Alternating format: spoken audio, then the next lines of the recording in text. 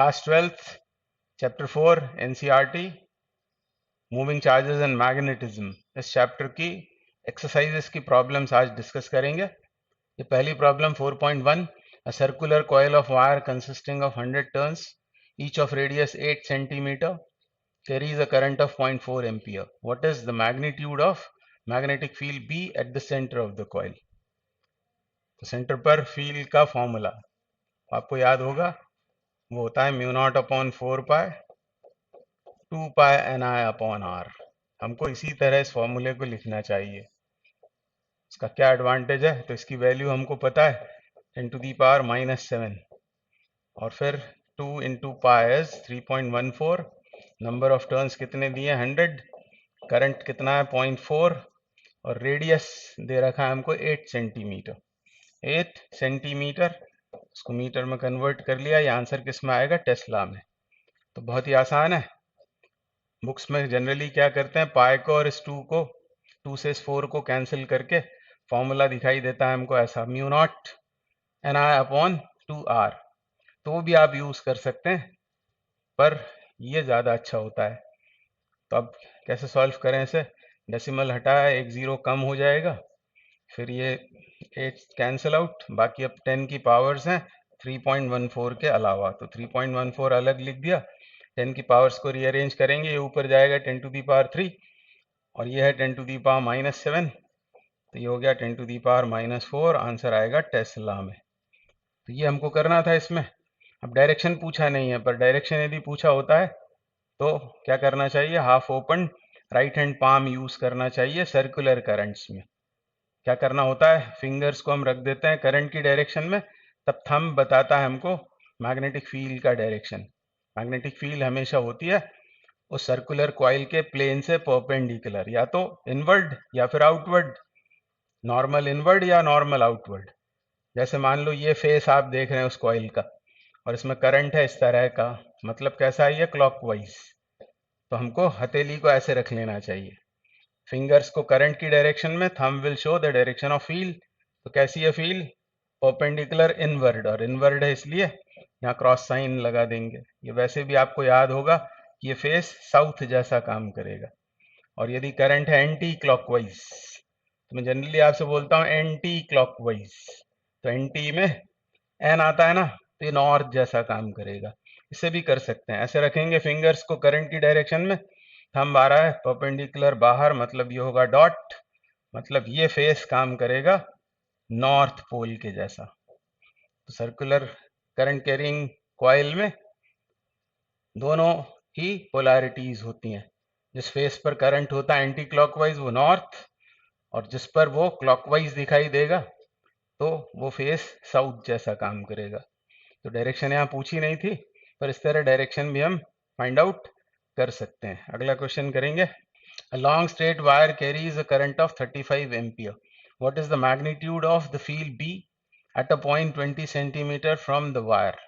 तो ये भी फॉर्मूला बेस्ड क्वेश्चन है और इस पर ध्यान जाना चाहिए हमारा। लॉन्ग स्ट्रेट वायर है तो फील्ड कितनी होती है, फील्ड होती है म्यू नॉट अपॉन 4 पाई 2I/d, 2I/d।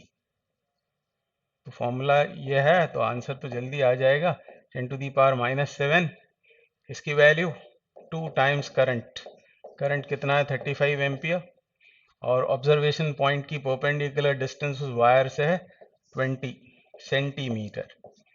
ये मीटर में कन्वर्ट करने से ये हमारा आंसर आएगा टेस्ला में। तो इसको सॉल्व करें तो 2 से 10 बार कैंसिल, और फिर 5 से इसको कैंसिल करें तो ये हुआ 7/2, दैट इज 3.5। 3.5 into 10⁻⁻5 Tesla.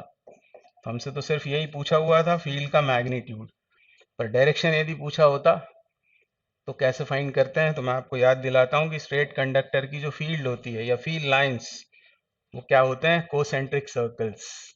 याद रखें, concentric circles with wire at their common center, circles with wire at their common center। तो ये याद रखना चाहिए कि फील्ड लाइंस किसी स्ट्रेट कंडक्टर ने प्रोड्यूस की हुई फील्ड की कोसेंट्रिक सर्कल्स होते हैं, और ये सर्कल्स होते कहाँ हैं? तो in the plane perpendicular to the wire. जैसे यहाँ मैंने रेड से वायर बनाया हुआ है, इसमें करंट है आई, ये कहाँ पर है वायर? तो ये है बोर्ड के प्लेन में, in the plane of board. तो फील्ड का प्लेन कौन सा होगा? प्लेन परपेंडिकुलर टू बोर्ड, जो मैंने यहाँ दिखाया हुआ है 3D में। तो ये लाइंस कैसी होंगी? ये लाइंस होंगी कोसेंट्रिक सर्कल्स, इस तरह की होंगी फील्ड लाइंस। अब इसको फाइंड कैसे करते हैं डायरेक्शन को? तो उसके लिए हम right hand thumb rule use कर सकते हैं। हम अज्यूम करते हैं कि इस कंडक्टर को हमने राइट हैंड से इस तरह होल्ड किया हुआ है, अंगूठे को रखना है करंट की डायरेक्शन में। तब ये जो कर्ल ऑफ फिंगर्स है वो बताता है हमको फील्ड लाइंस का ओरिएंटेशन।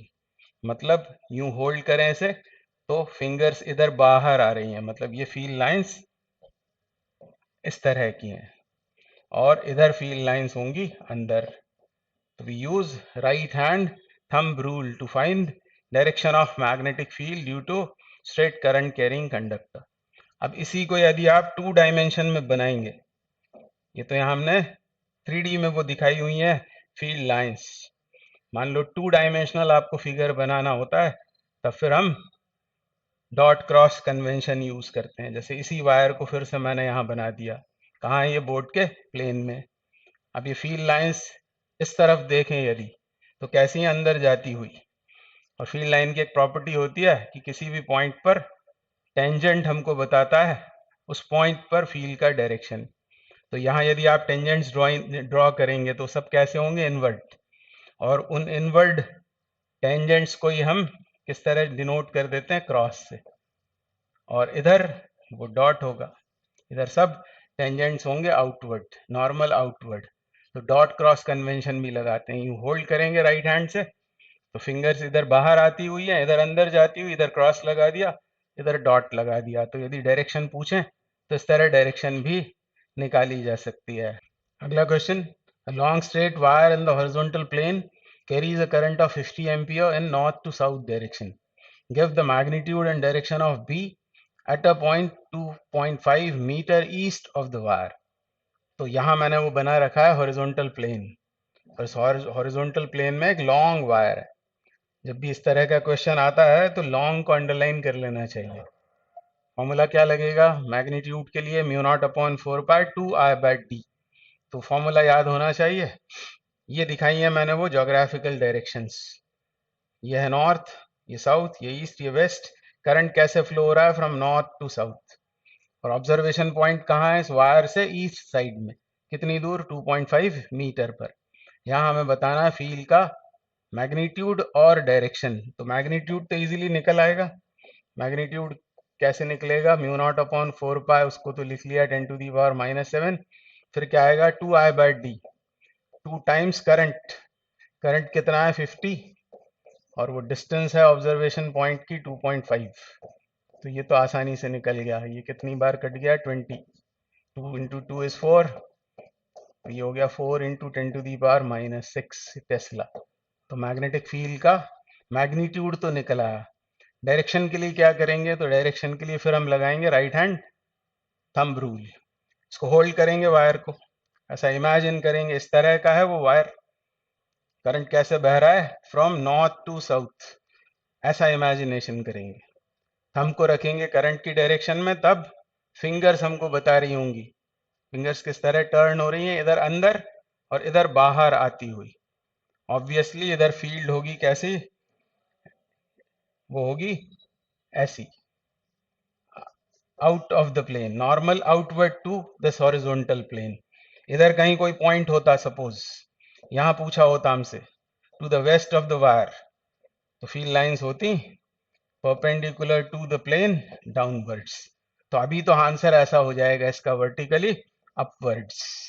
डायरेक्शन हो जाएगा vertically upwards. North south east west तो उस प्लेन में है, उस प्लेन से परपेंडिकुलर यदि जाएंगे तो उसको क्या बोलेंगे? Vertically up. तो ये डायरेक्शन हो गई। अब इसी बात को हम इस डायग्राम में भी इस तरह शो कर सकते हैं। ये है वो वायर, मान लो ऑब्जर्वेशन यहां से कर रहे हैं, इस डायरेक्शन से कोई देख रहा है इस वायर को, ये वो ऑब्जर्वर, ये हो गया वो ऑब्जर्वर। इधर से उस वायर को देख रहे हैं तो करंट कैसा है? आउटवर्ड। वो वायर यहाँ दिखाया है। अब ये जो डॉट है फील्ड का नहीं, ये करंट के लिए है। करंट कैसा है, बाहर इस तरह का है वो वायर। और अभी हमने पढ़ा था स्ट्रेट कंडक्टर की जो फील्ड होती है वो, उसकी जो फील्ड लाइंस होती हैं वो कोसेंट्रिक सर्कल्स होते हैं। तो एक सर्कल यहाँ दिखाया हुआ है जो पी से पास हो रहा है, तो इसमें भी आप क्या कर सकते हो, इसमें आप इस तरह से half open right hand palm वाला रूल भी लगा सकते हो। करंट की डायरेक्शन में थंब को रख देंगे, तो ये टर्न ऑफ जो फिंगर्स है वो बताएगा हमको फील्ड। तो फील्ड इस तरह की है, ये फील्ड लाइन ऐसी आएगी। तो यहाँ पर कैसी होगी, तो हमको मालूम है किसी भी पॉइंट पर जो टेंजेंट हम ड्रॉ करते हैं वो टेंजेंट हमको बताता है फील्ड। तो ऑब्वियसली फील्ड होगी इस तरह की। और यहाँ कहीं कोई पॉइंट होता तो नीचे हो जाती। तो ये भी कभी कभी काम आ जाता है। उस वायर को घेरते हुए एक सर्कल बनाना है, जिस पॉइंट पर आपको बताना है फील्ड उस पर टेंजेंट ड्रॉ कर देना है, तो भी आपको फील्ड का डायरेक्शन मिल जाएगा। तो ये इस क्वेश्चन के आंसर्स हैं। नेक्स्ट क्वेश्चन करते हैं। क्या बोल रहे हैं, हॉरिजॉन्टल ओवरहेड पावर लाइन, मतलब जिसमें करंट फ्लो हो रहा है, carries a current of 90 ampere in east to west direction. What is the magnitude and direction of the magnetic field due to the current 1.5 meter below the line? तो इसको भी उसी ढंग से सॉल्व करना पड़ेगा। पहले एक हॉरिजॉन्टल प्लेन सपोज कर लेते हैं, एक हॉरिजॉन्टल प्लेन, उसमें दिखा देंगे हम वो जोग्राफिकल डायरेक्शंस। नॉर्थ कहाँ मान लेते हैं, नॉर्थ इधर मान लेते हैं, ये नॉर्थ, ये साउथ, ये ईस्ट और ये वेस्ट। तो हमारा कोऑर्डिनेट सिस्टम अटैच कर दिया उसके साथ। अब क्या बोला जा रहा है हमसे, ओवरहेड पावर लाइन है जिसमें करंट है 90 एम्पियर और वो किस तरह फ्लो हो रहा है, ईस्ट टू वेस्ट। तो उस कंडक्टर को शो कर देते हैं जिसमें करंट फ्लो हो रहा है फ्रॉम ईस्ट टू वेस्ट। मतलब ऐसा है वो कंडक्टर, लॉन्ग कंडक्टर है, मतलब दोनों तरफ ये इन्फिनिटी तक गया हुआ है। और इसमें करंट बोला हुआ है, कितना है करंट, 90 एम्पियर। किस तरह फ्लो हो रहा है, फ्रॉम ईस्ट टू वेस्ट। तो ये direction east, east to west, इस तरह से ये करंट बह रहा है इसमें 90 एम्पियर का। हमसे पूछा क्या है, magnitude and direction of magnetic field due to the current 1.5 metre below the line. मतलब यहाँ कहीं पूछा है हमसे, यहाँ कहीं पूछा हुआ है हमसे। अब ये हॉरिजॉन्टल प्लेन है, बोर्ड में चिपका हुआ प्लेन नहीं है, बल्कि इस तरह का प्लेन है जिसमें वो वायर है और नीचे कहीं वो ऑब्जर्वेशन पॉइंट है, कितनी दूर, 1.5 बिलो द लाइन, मतलब ये हमारा ऑब्जर्वेशन पॉइंट है। तो मैग्नीट्यूड तो आसानी से निकल ही आता है, b बराबर क्या होगा, म्यू नॉट बाय 4 पाई, मतलब 10 to the power -7, 2 times current, current 90। तो जनरली क्वेश्चंस लॉन्ग कंडक्टर के ही होते हैं, लॉन्ग करंट कैरिंग कंडक्टर के। तो 2I/d with mu naught upon 4 pi in multiplication, उसको रट लेना चाहिए, SI में वैल्यूज डालना चाहिए, आंसर टेस्ला में आएगा। ये कितना है, 1.5। तो 1.5 दिया इसीलिए कि ये कैंसिल हो जाए आसानी से। तो 60 टाइम्स से कैंसिल हुआ, तो क्या हो गया, ये 120 into 10 to the power -7 tesla. और फिर इसको 1.2 लिखेंगे, मतलब 100 से डिवाइड, इधर 100 से मल्टीप्लीकेशन, तो 10 टू दी पावर -5 टेस्ला। ये तो आ गई, ये आ गया मैग्नीट्यूड मैग्नेटिक फील्ड का टेस्ला में। अब डायरेक्शन के लिए, तो डायरेक्शन के लिए फिर जैसा मैंने आपसे कहा था कि आप इस वायर को इधर से देखो, इधर से देखो इस वायर को, ऐसा इमेजिन करो इधर से देख रहे हैं। तो ये वायर ऐसे हमें शो करना पड़ेगा डॉट से या क्रॉस से। तो जब आप इधर से इसे देखेंगे तो करंट कैसा है, इनवर्ट, अंदर जाता हुआ करंट दिखाई देगा। अंदर जाता हुआ करंट है, मतलब क्या लगा देंगे, क्रॉस साइन। और उसके चारों तरफ जो लाइंस होंगी वो कैसी होंगी, सर्कल्स। तो इस तरह से भी इसको ड्रॉ कर सकते हैं हम। मैं शो करता हूं उसको, क्या करेंगे, ऐसा एक सर्कल बना लेंगे और उसके सेंटर पे उस वायर को दिखा देंगे। इसी सर्कल पर सिचुएटेड है वो ऑब्जर्वेशन पॉइंट P। तो वायर दिखाएं, वायर में करंट कैसा है, क्रॉस। और फिर इस तरह से half open right hand use कर लेंगे, तो करंट शो होगा इस थंब से। और थंब कहाँ होना चाहिए, अंदर, फील्ड लाइन से अंदर, यानी ये सॉरी करंट है अंदर, तो फील्ड लाइंस कैसी होंगी, क्लॉकवाइज, क्लॉकवाइज इस तरह से होंगी फील्ड लाइंस। अब ऑब्जर्वेशन पॉइंट्स यदि इस तरह के हैं, एक यहाँ है, एक यहाँ है, यहाँ है और यहाँ है, जिस पर हमसे पूछा गया है। पी पर हमसे पूछा हुआ है, तो पी पर फील्ड का डायरेक्शन ये हो जाएगा, ये होगा फील्ड का डायरेक्शन पी पर। ये तो हमसे क्वेश्चन में पूछा है। पर बाकी पॉइंट्स पर तो टेंजेंट्स बस ड्रॉ करना है और एरो हेड्स कहाँ लगाने हैं, एरो हेड्स इस डायरेक्शन में लगाने हैं। तो बस चारों ही तरफ फील्ड निकल गई। पर हमें क्वेश्चन में तो ये बोला हुआ है पी पर क्या होगा, इधर होगी। अब इस फील्ड को हमें इस कोऑर्डिनेट सिस्टम के रेफरेंस में बताना है। तो हम यहां से देख रहे थे इस वायर को, ये था ऐसा क्रॉस अंदर जाता हुआ करंट, और उसके चारों तरफ फील्ड लाइंस। आप चाहो तो ये भी लगा सकते हो, राइट हैंड थंब रूल। तो फील्ड लाइंस इस तरह की हैं। तो नीचे वाले पॉइंट पर पूछ रहे हैं, वहां टेंजेंट ड्रॉ करेंगे तो यहाँ आएगा, बाहर की तरफ आएगा। और बाहर मतलब क्या हो जाएगा इस कोऑर्डिनेट सिस्टम में, तो हो जाएगा टुवर्ड्स साउथ। तो ये एक्चुअली इसका आंसर हो जाएगा, टुवर्ड्स साउथ। तो इस तरह इमेजिन करना पड़ेगा आपको, तब वो सही डायरेक्शन आपको मिलेगी। ऐसा फिगर अपने दिमाग में इमेजिन करना पड़ेगा, और इधर से देख रहे हैं ये भी सोचना पड़ेगा, और तब आपको आराम से पी पर फील्ड साउथ साइड में दिखाई पड़ेगी। तो ये इस क्वेश्चन के आंसर्स हैं। तो अब ये next, what is the magnitude of magnetic force पर unit length on a wire carrying a current of 8 ampere and making an angle of 30 degree with the direction of a uniform magnetic field of 0.15 Tesla. तो formula based है, बहुत ही आसान सा question.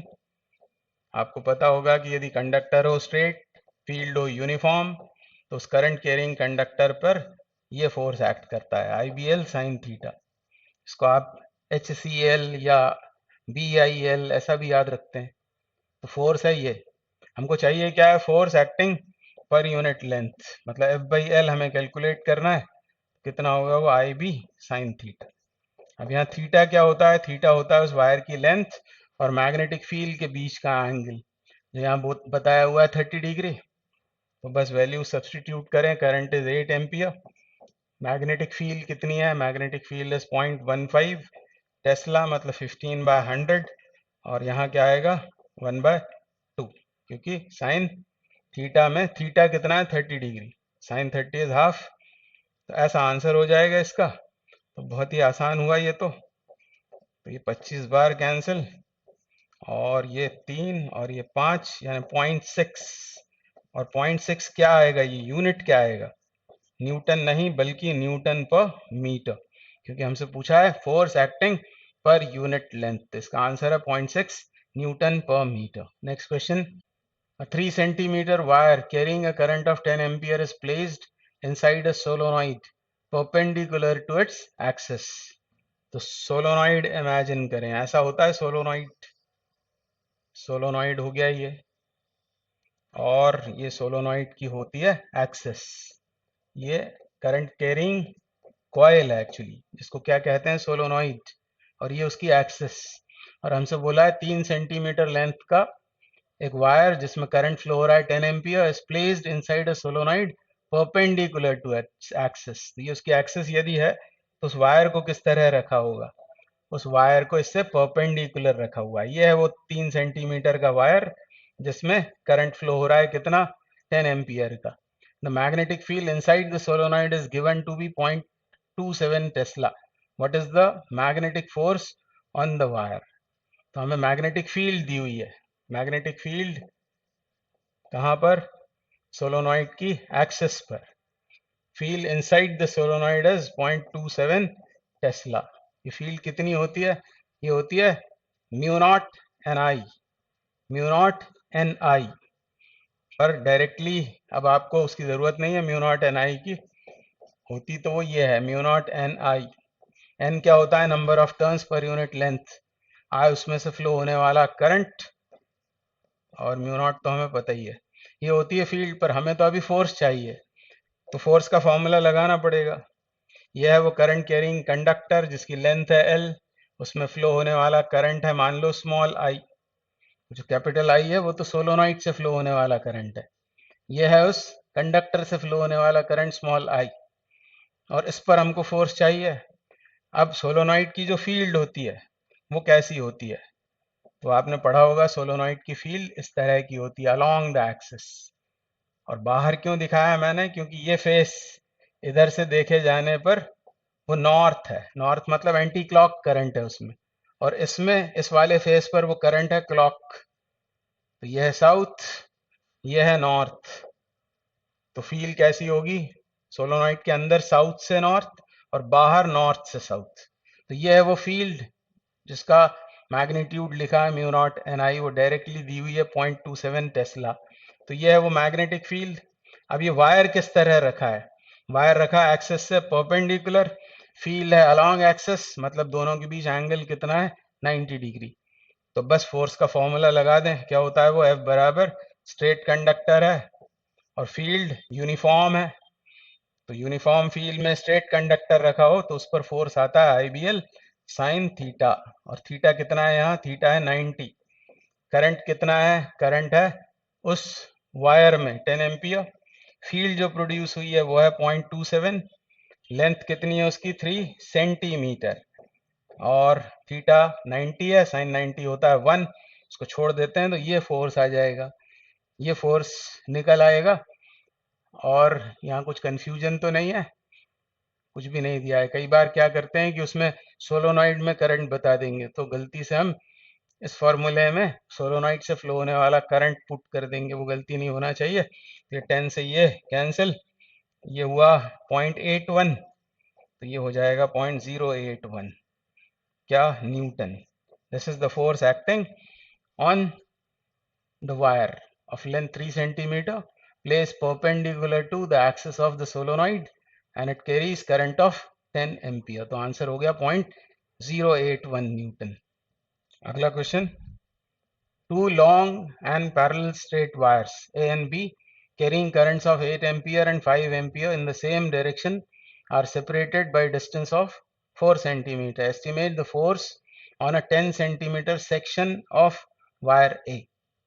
तो आपने पढ़ा होगा फॉर्मूला कि जब दो लॉन्ग वायर्स हैं, ये दो लॉन्ग पैरेलल स्ट्रेट वायर्स ए और बी, और इसमें जब सेम डायरेक्शन में करंट फ्लो हो रहा होता है, मान लो इसमें फ्लो हो रहा है I1, इसमें फ्लो हो रहा है मान लो I2, सेम डायरेक्शन में, तब ये दोनों वायर्स के बीच एक्ट करता है फोर्स ऑफ अट्रैक्शन। अट्रैक्शन का फोर्स एक्ट करता है दोनों वायर्स पर, सेम मैग्नीट्यूड का फोर्स ऑपोजिट डायरेक्शन में। अब इसको ऐसे याद रख सकते हो आप कि जब भी सेम डायरेक्शन, ऐसा आप सुनेंगे करंट्स की डायरेक्शन सेम है तो अट्रैक्शन आता है, तो ऑपोजिट डायरेक्शंस में यदि करंट फ्लो हो रहे होंगे तो रिपल्शन आएगा। तो यहाँ तो ये सब सोचना नहीं था आपको, डायरेक्ट ये फॉर्मूला लगाना था। F बराबर होता है mu naught upon 4 pi two I1 I2, उन वायर से फ्लो होने वाले करंट्स अपॉन D, उनके बीच की सेपरेशन इनटू L। तो ये L लेंथ पर एक्ट करने वाला फोर्स है। इन दोनों फोर्सेस का मैग्नीट्यूड सेम होता है, mu naught by 4 pi two I1 I2 upon D into L। पर हमसे तो पूछा हुआ है 10 centimetre section of the wire, 10 centimetre पर कितना फोर्स आएगा। तो डायरेक्ट बस वैल्यूज ही तो डालनी है यहाँ पर, आसान है। ये कितना 10 टू दी पावर -7, फिर 2 इंटू करंट्स कितने हैं 8 और 5 एम्पियर में ही है, सेपरेशन कितनी है दोनों के बीच 4 centimetre, 4 into 10 to the power -2। ये यदि आप फाइंड करेंगे तो एल को छोड़कर तो ये आएगा फोर्स पर यूनिट लेंथ। तो पर यूनिट लेंथ पर इतना है तो 10 सेंटीमीटर पर कितना होगा, तो क्या करना पड़ेगा, into 10 into 10 to the power -2, ऐसा करना पड़ेगा, सेंटीमीटर है क्योंकि। तो ये कैंसिल आउट, 4 से ये 2 बार कट गया, कितना हुआ ये 20, 5 दूनी 10 दूनी 20, 20 बल्कि ये भी लिख लें यहाँ तो 200, 200 into 10 to the power -7 newton का फोर्स आएगा वायर ए के किसी सेक्शन जिसकी लेंथ है 10 सेंटीमीटर। बस इसको आगे लिखेंगे इस तरह, 2 into 10 to the power -5 newton. तो ये इस क्वेश्चन का आंसर हो जाएगा। तो ये जो मैंने आपको बताया ये याद रखने से आपको फायदा मिलेगा। सेम, तो ए आ रहा है, ए मतलब अट्रैक्शन, और यदि ऑपोजिट डायरेक्शंस में होंगे करंट्स तो repulsion. Okay, next problem. A closely wound solenoid 80 centimeter long has 5 layers of windings of 400 turns each. The diameter of the solenoid is 1.8 centimeter. If the current carried is 8 ampere, estimate the magnitude of B inside the solenoid near its center. तो solenoid के centre पर field uniform होती है और कितनी होती है?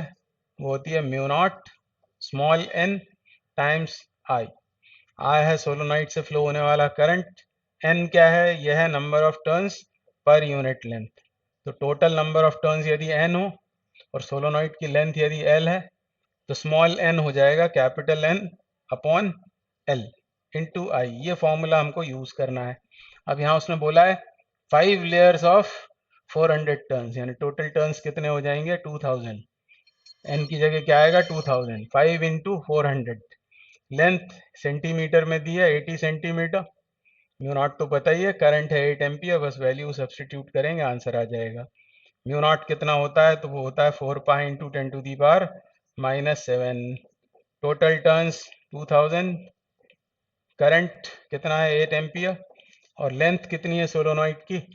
तो वो है, लेंथ दी है हमें 80 सेंटीमीटर, यानी 80 इंटू 10 टू दी पावर -2। ऐसा हो जाएगा 80 इंटू 10 टू दी पावर -2। तो ये 8 से 10 टाइम्स कैंसिल, तो ये बना 10 टू दी पावर -1। ऊपर जाएगा तो ये -6 और 3 जीरोज और हैं, तो ये कुल मिलाकर क्या हो गया? -3। बच क्या गया? 4 पाई और 2, यानी यहाँ आएगा 8 पाई। तो ये आ गई हमारे पास फील्ड सेंटर पर। एंड्स पर पूछते तो एंड्स पर आधी होती है, याद रखेंगे mu not an I by 2 किसी सोलोनॉइड के लिए। तो टेस्ला में आंसर आएगा, तो बस आगे इसको सॉल्व कर देना है। तो B C H centre, pi की वैल्यू डालना है 3.14 times 10 to the power -3 tesla, ये क्वेश्चन का आंसर है। तो 32 कैरी ओवर 3, 8 और 3 11, हासिल के 1 25। तो 25.12 times 10 to the power -3 tesla. आगे इसको ऐसा लिखा जा सकता है, 10 से डिवाइड कर दिया, इधर 10 का मल्टीप्लीकेशन। तो ये आ गया टेस्ला में आंसर। अब डायरेक्शन पूछा नहीं है, पर मान लो डायरेक्शन पूछ लें आपसे, तो बस इतना ही याद रखना कि सोलोनॉइड के जिस फेस पर करंट आपको कैसा दिखता है, मान लो इधर करंट इस तरह फ्लो हो रहा है, ये इस फेस पर आपको क्लॉकवाइज दिखे तो ये फेस साउथ जैसा काम कर रहा है, तो इस फेस पर करंट एंटी क्लॉक ही दिखेगा और ये फेस हो जाएगा नॉर्थ। तो एक फेस नॉर्थ, एक फेस साउथ जैसा काम करता है, ये उसकी डायरेक्शन हो जाएगी। और सेंटर पर फील्ड यूनिफॉर्म होती है, याद रखेंगे। एंड्स पर वो आधी हो जाती है। तो यहाँ तो यही फॉर्मूला लगना था, म्यू नॉट एन आई पर याद रखें, this is not number of turns but number of turns per unit length. तो इस क्वेश्चन के आंसर्स हैं। Next, a square coil of side 10 centimeter consists of 20 turns and carries a current of 12 ampere. The coil is suspended vertically and the normal to the plane of coil makes an angle of 30 degree with the direction of uniform horizontal magnetic field of magnitude 0.8 Tesla. What is the magnitude of torque experienced by the coil? तो directly इसका answer आपको formula याद होगा। Torque का formula ये होता है, ये है torque acting on a current carrying coil placed in a magnetic field NIAB, और यहाँ आता है साइन थीटा। अब ये थीटा क्या है? तो थीटा है एंगल बिटवीन एरिया वेक्टर, जैसा यहाँ बोला है ना, normal to the plane of coil, वही होता है एरिया वेक्टर और बी के बीच का angle. Theta is angle between normal drawn on the plane of coil, that is area vector, and B, that is magnetic field. इनके बीच का एंगल वो डायरेक्टली 30 दिया हुआ है, सब कुछ अब आपको मालूम है। ये क्या है?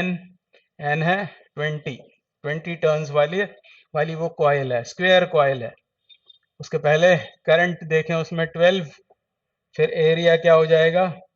कितना है? 10 सेंटीमीटर उसका साइड है, मतलब 10 टू दी पावर -1, और उसका स्क्वायर मतलब 10 to the power -2 metre square में आ गया ये। फिर मैग्नेटिक फील्ड कितनी है? वो है 0.8 टेस्ला, और थीटा है 30 sin 30 इज हाफ। बस ये हमारे क्वेश्चन का आंसर है। ये 10 बार कट गया और ये डेसिमल हट गया यदि इसमें 10 का मल्टीप्लाई कर दिया, और 12 इंटू 8 होता है 96 इंटू 10 टू दी पावर -2, तो ये आ गया 9.6, मतलब 10 से डिवाइड तो 10 से मल्टीप्लाई, 10 से मल्टीप्लाई, और आंसर किस में आएगा? न्यूटन मीटर में, क्योंकि आप निकाल रहे हैं टॉर्क, मैकेनिक्स की क्वांटिटी है, न्यूटन इंटू मीटर ये आएगा उसके ऊपर टॉर्क। तो ज़्यादा सोचना नहीं है, फॉर्मूला बेस्ड क्वेश्चन हैं सभी अब तक जो हमने किए, तो डायरेक्ट ये फॉर्मूला लगाना है, याद ये रखना है। थीटा क्या है? Angle between area vector and magnetic field vector, और एरिया वेक्टर की डायरेक्शन क्या होती है? नॉर्मल ड्रॉन आउटवर्ड, जो डायरेक्टली यहाँ हमको एंगल दे रखा है 30 डिग्री। तो ज़्यादा फिक्र करना नहीं है, डायरेक्ट फॉर्मूला लगाकर आंसर फाइंड आउट कर लेना है। तो ये अगला question 4.10, two moving coil meters, मतलब moving coil galvanometers, M1 and M2 have the following particulars, R1, N1, A1, B1, मतलब क्या क्या दिया है? मीटर M1 पहले गैल्वेनोमीटर के लिए उसका रेजिस्टेंस दिया है कॉइल का, कॉइल में नंबर ऑफ टर्न्स, कॉइल का एरिया, और जस्ट मैग्नेटिक फील्ड में उसे सस्पेंड किया है, वो मैग्नेटिक फील्ड भी दी हुई है।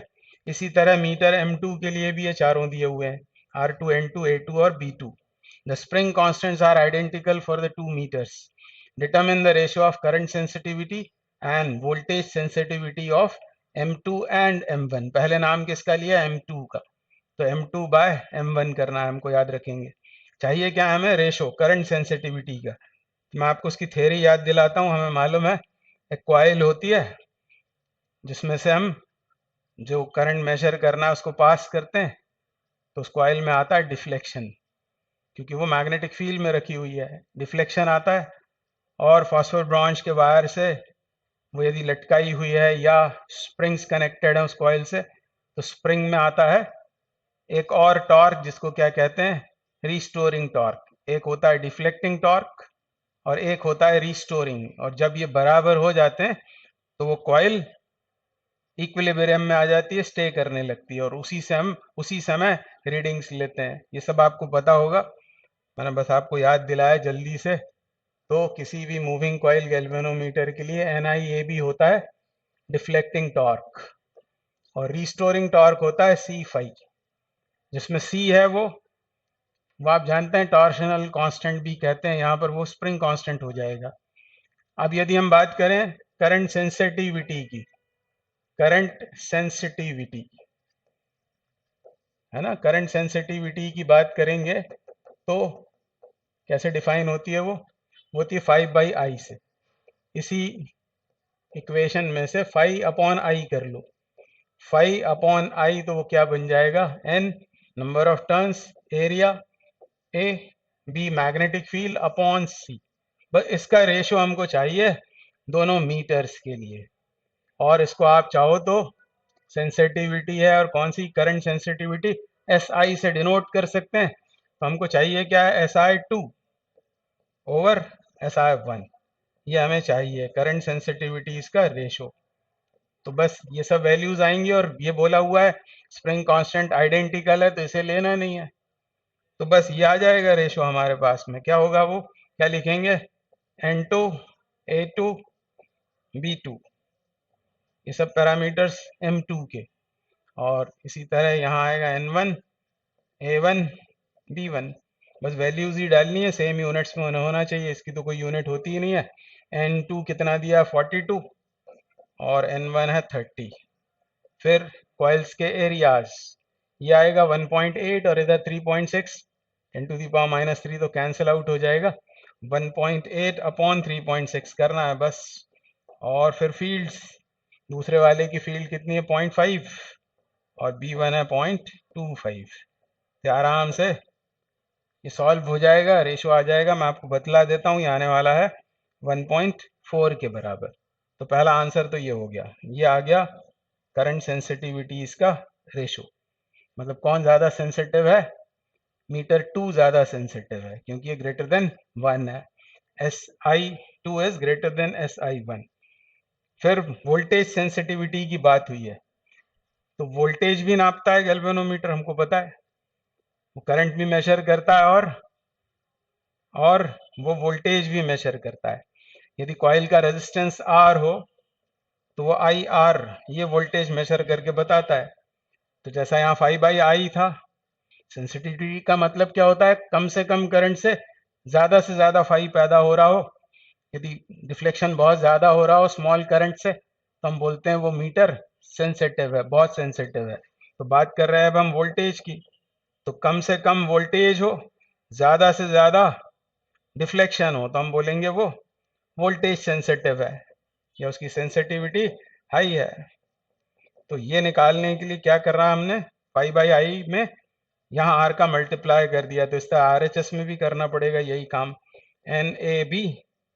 NAB upon C into R. अब C तो सेम है दोनों के लिए। अब जब ये रेशो लेंगे आप फिर से M2/M1 का, तो यहाँ VI लिख देते हैं, इसे वोल्टेज सेंसिटिविटी है। तो जैसा यहाँ SI लिखा है तो SV लिख लेते हैं, SV वोल्टेज सेंसिटिविटी।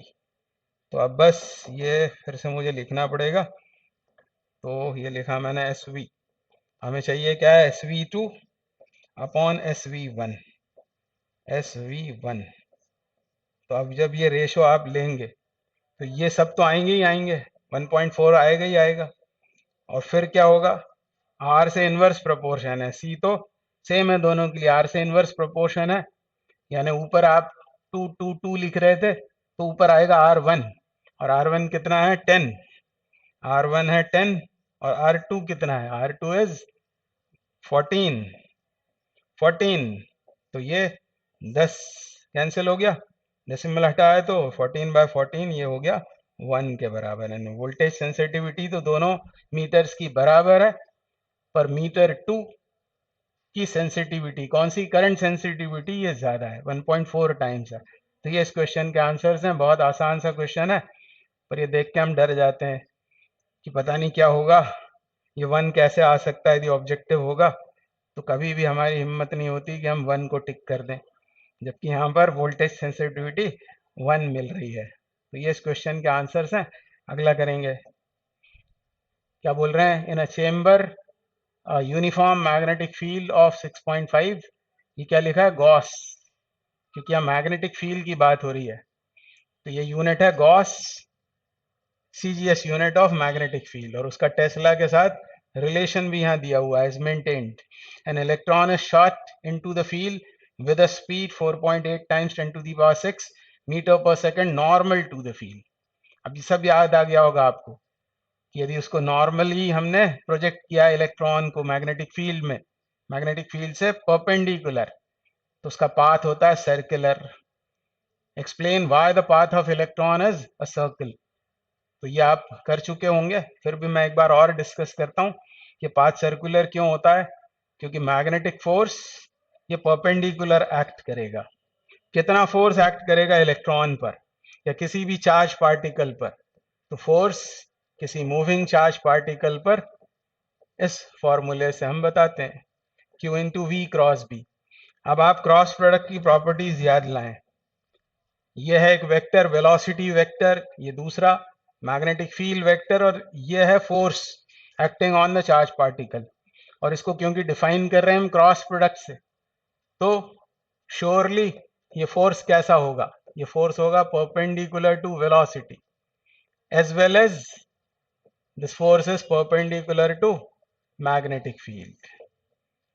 और इसका मैग्नीट्यूड कितना होगा, तो इसका मैग्नीट्यूड हो जाएगा, जब आप इसे ओपन करोगे, QEV साइन थीटा, और थीटा कितना है 90, थीटा है वेलोसिटी और फील्ड के बीच का एंगल, और ये वेक्टर फॉर्मूला है, वेक्टर इक्वेशन, Q को साइन के साथ में सब्सटीट्यूट करते हैं। ये सब हम डिस्कस कर चुके हैं।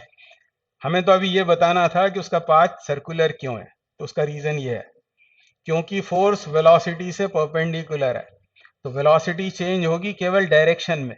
वेलोसिटी की डायरेक्शन होती है tangent to a point on the circle, तो वेलोसिटी सिर्फ velocity will change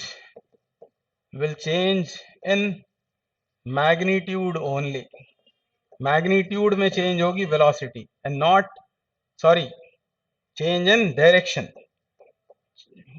velocity will change only in direction. मतलब क्या, उसका मैग्नीट्यूड चेंज नहीं होगा। Magnitude of the velocity does not change, मतलब स्पीड कांस्टेंट होगी। और ये 11th में आपने पढ़ा हुआ है कि काइनेटिक एनर्जी में चेंज जीरो, स्पीड कांस्टेंट, और यही यूनिफॉर्म सर्कुलर मोशन की कंडीशन होती है। यानी वो पार्टिकल करेगा यूनिफॉर्म सर्कुलर मोशन। मतलब हमको ये याद आ जाना चाहिए कि फोर्स वेक्टर होता है Q into V cross D. तो ये फोर्स वेलोसिटी से परपेंडिकुलर है, तो velocity will change only in direction, not in magnitude. Its magnitude, that is speed, will remain constant. Change in kinetic energy is zero. Work done is zero. Work done by this force is zero. And this is the condition of uniform circular motion. और ये जो force है QVB, this force serves as necessary centripetal force. आगे पूछा हुआ है radius of circular orbit. तो यदि भूल जाएं कभी वो फॉर्मूला, तो ऐसे याद ले आना कि क्यू भी होता है necessary centripetal force, mv square by R, mv square by R, where v is speed. तो ये v कैंसिल आउट, तो रेडियस आ गई। कितनी आ गई radius? mv upon Q B. अब सब आपको मालूम है, क्योंकि इलेक्ट्रॉन की बात हो रही है तो उसका मास 9.1 दिया हुआ है क्वेश्चन में, 9.1 इंटू 10⁻⁻31। फिर उसकी स्पीड भी दी हुई है 4.8 इंटू 10⁻⁶, स्पीड भी दे रखी है। नीचे आएगा उसका चार्ज, मतलब 1.6 इंटू 10⁻⁻19, ये इसीलिए 4.8 है। तो ये 4.8 दिया इसीलिए कि 16 से 3 बार कैंसिल आउट हो जाएगा। अब बचता क्या है? बचता है मैग्नेटिक फील्ड, और मैग्नेटिक फील्ड दिए 6.5 गॉस, और गॉस का बनाएंगे हम टेस्ला, क्योंकि हम SI में काम कर रहे हैं। आंसर आएगा मीटर में। तो बस अब इन सबको आपको सॉल्व करना पड़ेगा, इसके अलावा और कोई चारा नहीं है। मैं आपको इसकी वैल्यू बता देता हूँ क्या आएगी। आंसर मतलब क्या आएगा? 4.2 इंटू 4.2 इंटू 10⁻⁻², और आंसर आएगा मीटर में। तो ये इस क्वेश्चन का आंसर हुआ। अभी नेक्स्ट क्वेश्चन, इन एक्सरसाइज 4.11, मतलब पिछले क्वेश्चन की बात हो रही है। Obtain the frequency of revolution of the electron in its circular orbit, does the answer depend on the speed of the electron? Explain. क्या चाहिए हमें? फ्रीक्वेंसी ऑफ रिवॉल्यूशन, मतलब हर्ट्ज में फ्रीक्वेंसी चाहिए। तो क्या सोचेंगे? अभी ये फॉर्मूला डिराइव किया था रेडियस के लिए, Q B is equal to, भूल जाने पर ये याद आ जाए आपको, फिर स्पीड कैंसिल आउट होकर रेडियस आ गया था। रेडियस कितना आ गया था? mv upon Q B. ये था रेडियस का फॉर्मूला, जिसमें v होती है स्पीड। हमको तो चाहिए फ्रीक्वेंसी। तो पहले बात करते हैं टाइम पीरियड की। टाइम पीरियड कैसे आएगा? क्योंकि वो यूसीएम कर रहा है, तो उसका टाइम पीरियड होगा 2π/ओमेगा, 2π/ओमेगा। और ओमेगा क्या होता है?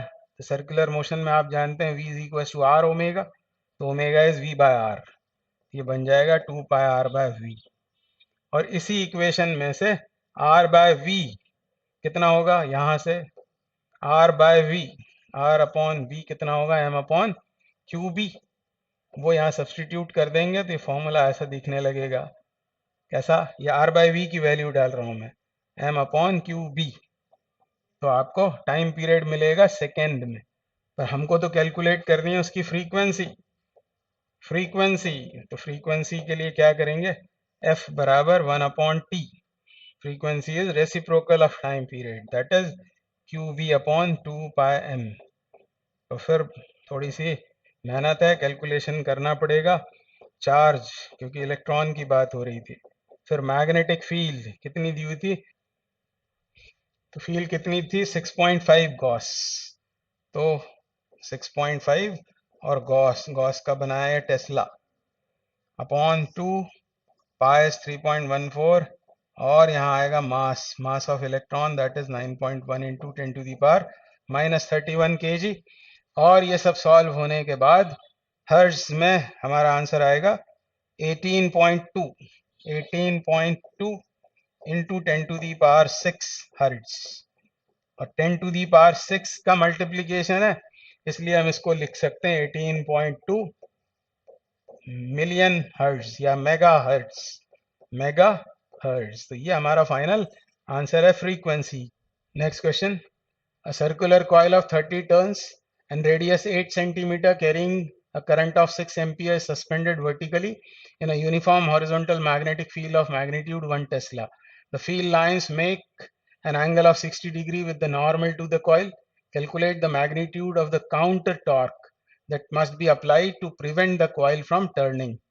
तो अभी जैसे हम बात कर रहे थे मूविंग कॉइल गैल्वेनोमीटर में एक टॉर्क होता है डिफ्लेक्टिंग और दूसरा होता है रीस्टोरिंग, और इसी तरह यहाँ बोला हुआ है कि यदि उस कॉइल को प्रिवेंट करना है फ्रॉम टर्निंग तो जितना उसके ऊपर डिफ्लेक्टिंग टॉर्क आ रहा है उतना ही टॉर्क लगाना पड़ेगा ऑपोजिट डायरेक्शन में, कौन सा, रीस्टोरिंग, तो वो इक्विलिब्रियम में आ जाएगी।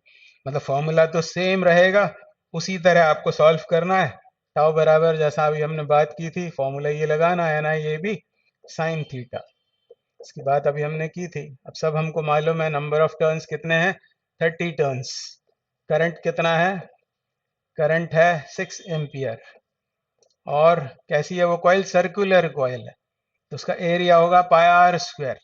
रेडियस 8 सेंटीमीटर दिया हुआ है, तो pi 8 into 10⁻⁻² square, pi R square, ये एरिया हुआ।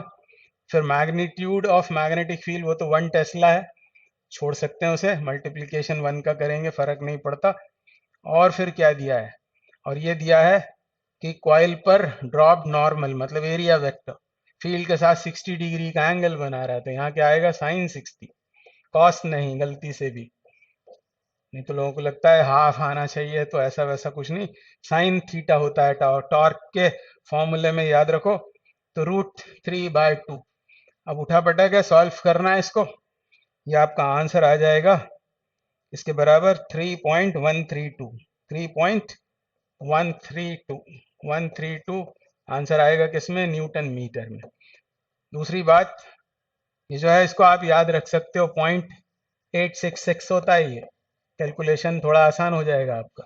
या फिर √3 आप 1.732 डालोगे, 2 से डिवाइड करोगे तो आएगा यही, तो आप इसको यूज कर सकते हो। जैसे मैंने आपको कई बार बोला है कि 1/√2, ये 0.707, ऐसा याद रखने से थोड़ा काम हमारा आसान हो जाता है, कैलकुलेशन इजी हो जाता है। फिर क्या बोल रहे हैं नेक्स्ट पार्ट में, would your answer change if the circular coil in part A were replaced by a planar coil of some irregular shape that encloses the same area. बाकी भी particulars unaltered हैं। तो इस फॉर्मूले पर ध्यान दें, ये फॉर्मूला आपने डिराइव किया होगा, तो यहाँ कहीं शेप जैसा कोई भी यहाँ कोई वेरिएबल ऐसा नहीं है जो शेप को रिप्रेजेंट करता हो। तो सर्कुलर कॉइल हो या इरेगुलर शेप की कोई भी कॉइल हो, यदि एरियाज इक्वल हैं तो टॉर्क भी इक्वल रहेंगे। तो बस ये याद रखना आपको, the answer does not change because this formula is independent of shape of the coil. It may be circular, square, rectangle, कोई भी हो, यदि एरिया और बाकी पैरामीटर्स अनअल्टर्ड हैं तो torque will also remain the same.